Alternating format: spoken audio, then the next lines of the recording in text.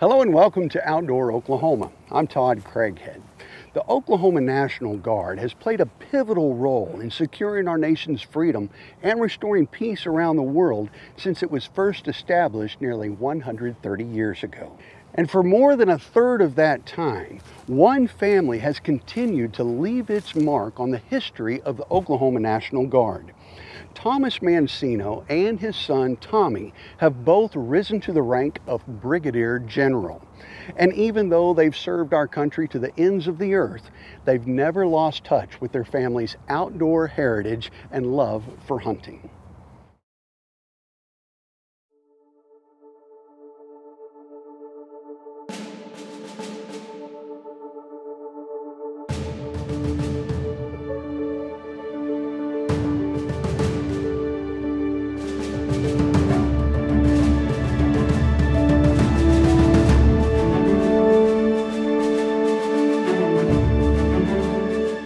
Brigadier General Thomas Mancino. I had two sons that served in the military. I'm equally proud of both of them. My youngest son, Chris, served 13 years in the National Guard.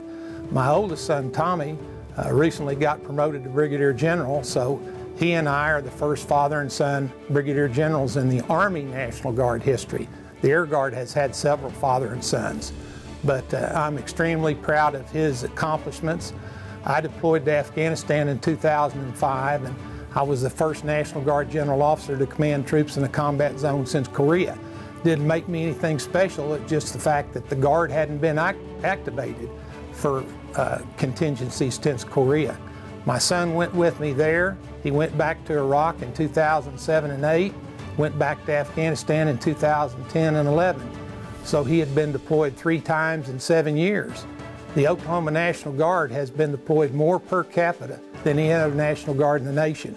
So we've got a lot of reason to be proud of the Oklahoma National Guard. My father was in the Oklahoma National Guard from really the late 1960s or so. Spent, I think, 34 plus years in the National Guard, rising to the level of a Brigadier General. And he commanded the 45th Infantry Brigade in Afghanistan. And I'm very proud of that fact. And so I decided to get in the National Guard when I was 17.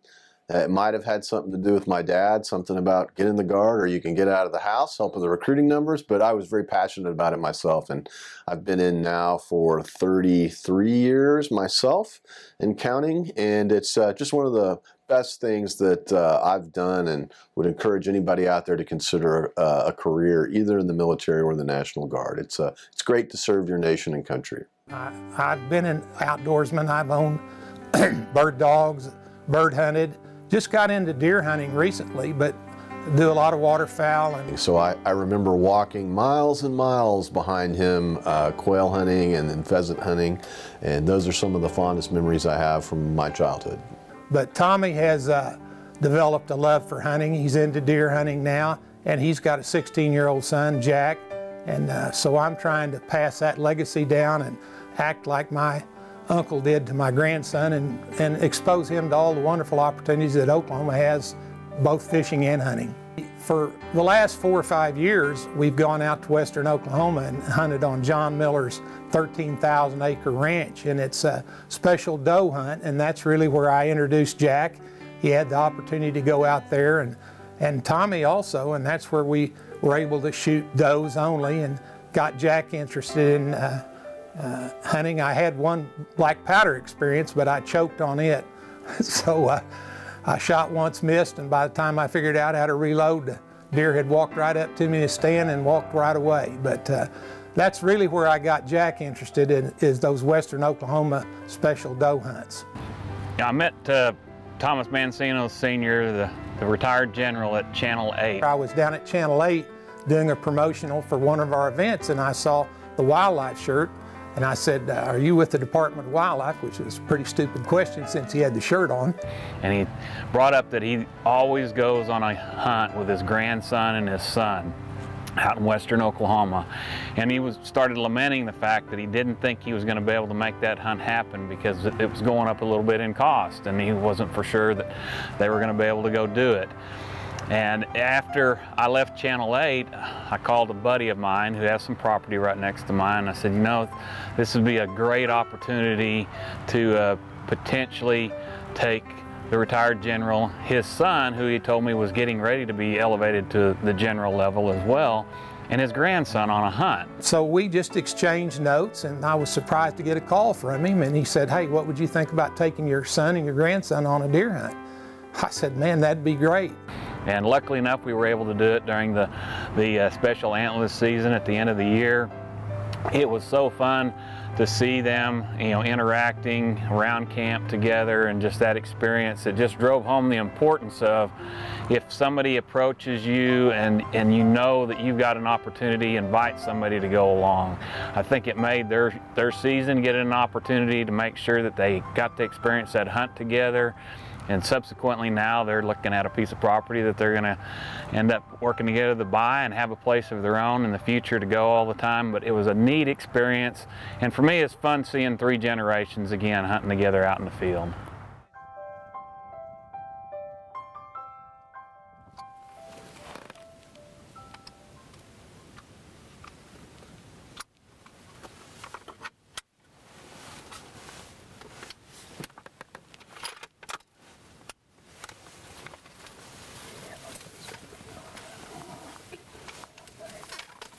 With the deployments that the Oklahoma Army and the Air Guard have, many of these soldiers haven't been around for the birth of their children. My son was deployed both times when 2 of his children were born. So I think that forces you to take a look at how you're prioritizing your time with your children. And there's no better bonding, I think, for a father's daughter or father and a son than spend time in the outdoors, whether it's fishing or whether it's hunting. And Oklahoma offers so many varieties, you're able to do all those things.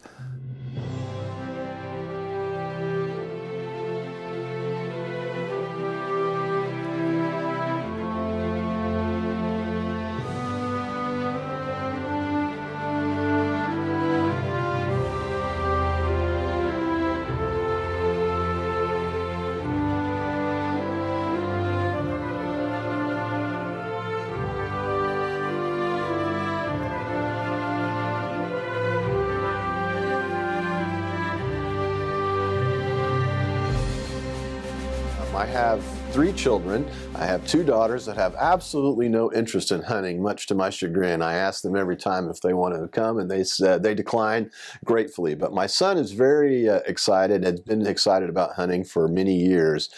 He started rifle hunting deer about 4 years ago, and just this year killed his first buck this season. And so he remains very excited and interested in it.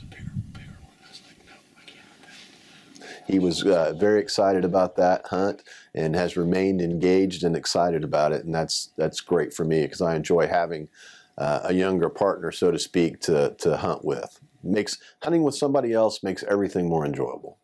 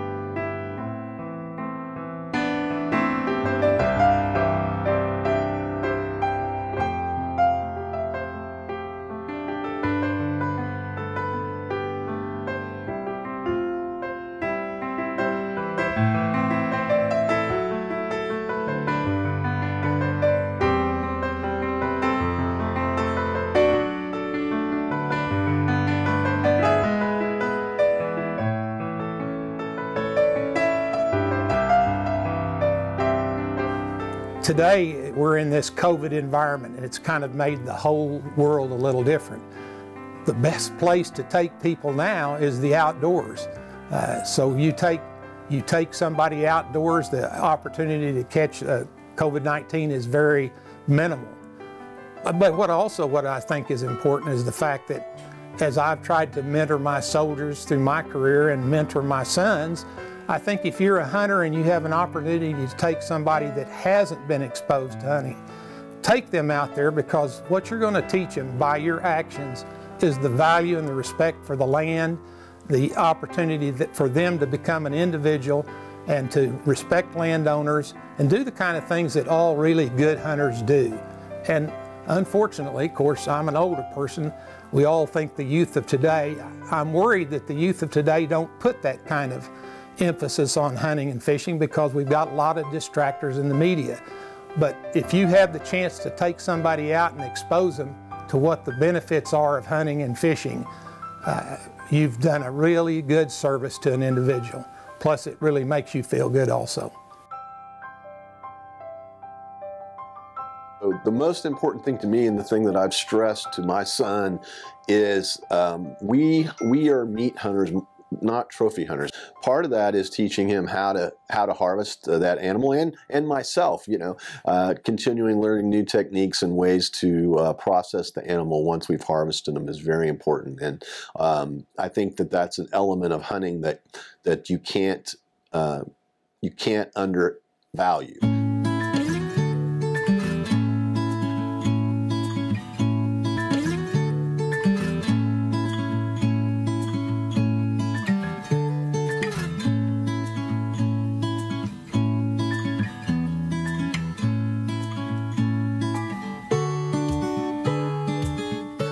You know, experiencing that with him, teaching him the whole process of hunting, through harvesting, through eating that game animal is very important to us. He was really into it and wanted to learn that experience. And that's what's also really important, is that full circle of I've harvested something, now I'm going to actually process it myself and eventually take it home and eat it.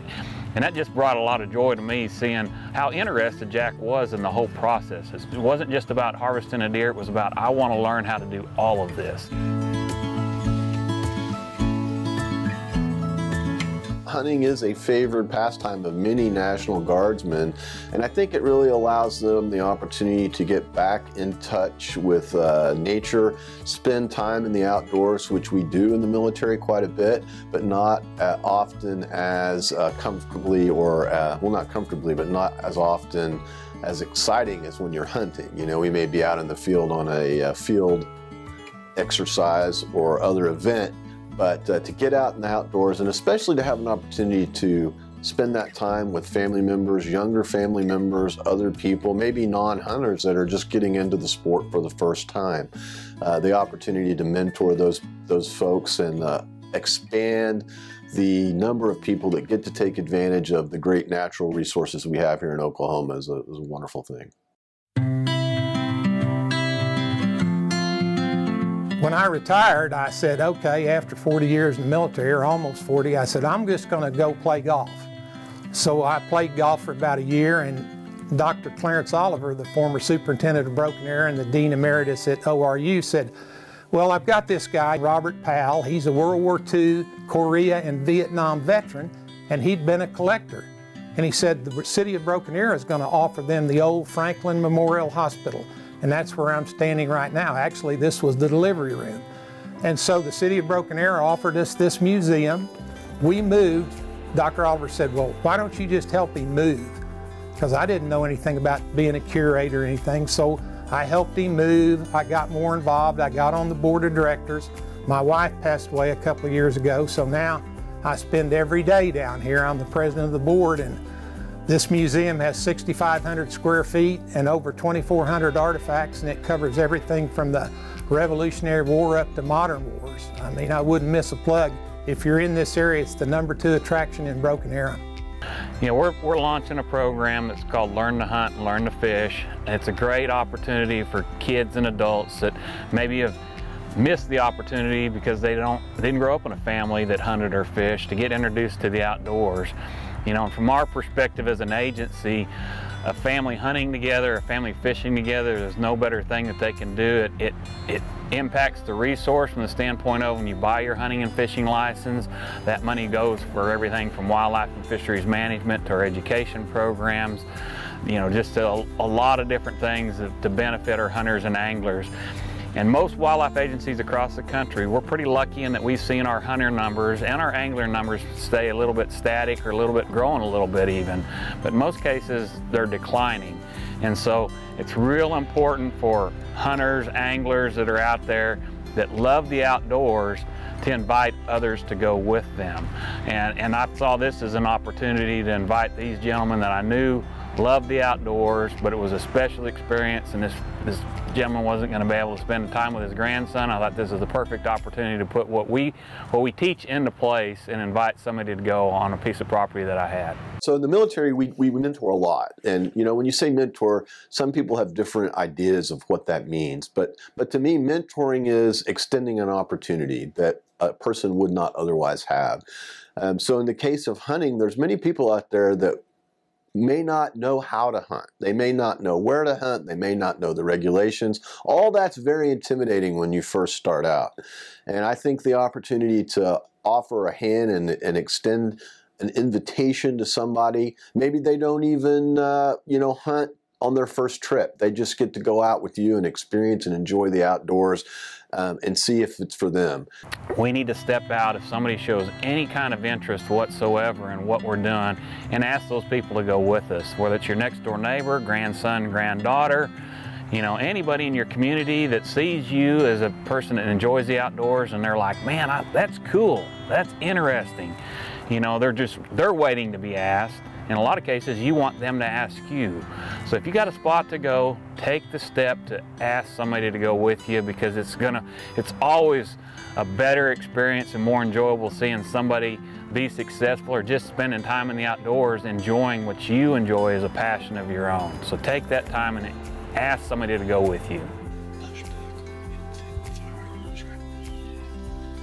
You know, I've often thought about what if Jack decides one day that he just doesn't want to hunt anymore? How would I think about that?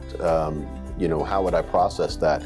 And really, I think that there's no experience that's a wasted experience. People do change, people's situations in life, their locations change, their ability to do things like hunting, financially and other ways change. And so I absolutely think that in the future, if he decided to no longer hunt, that he would still take with him the experiences that he's gained hunting with me and his grandfather into his future life. Although I don't expect him to quit hunting. He's pretty excited about it. I wanted them to understand that hunting is really a way to promote ethics and values and respect for your landowners and respect for nature. And I think I've been fortunate that my sons and my grandsons have both kind of internalized that same kind of attitude towards hunting. Just really interesting, just a casual conversation that we had on a news station waiting to be interviewed has turned into something that's really a neat friendship with a couple gentlemen that are Brigadier Generals. My dad served in the Marine Corps, was a staff sergeant. I wasn't an active duty person, didn't go into the military, but it was neat being able to give back to those two guys, particularly as servicemen. I just enjoyed the opportunity, and it's a cool experience. Learn more about Oklahoma's military heroes at either the Military History Museum in Broken Arrow or right here at the 45th Infantry Museum in Oklahoma City. The Mancinos are not only heroes in our opinion for serving our country, but also for valuing and understanding the importance of mentoring. In fact, as sportsmen and women, it's all our duty to recruit the next generation. So in honor of the Mancino's example, won't you consider mentoring someone this year? For all of us at your Wildlife Department, I'm Todd Craighead, and we'll see you right back here next time on Outdoor Oklahoma.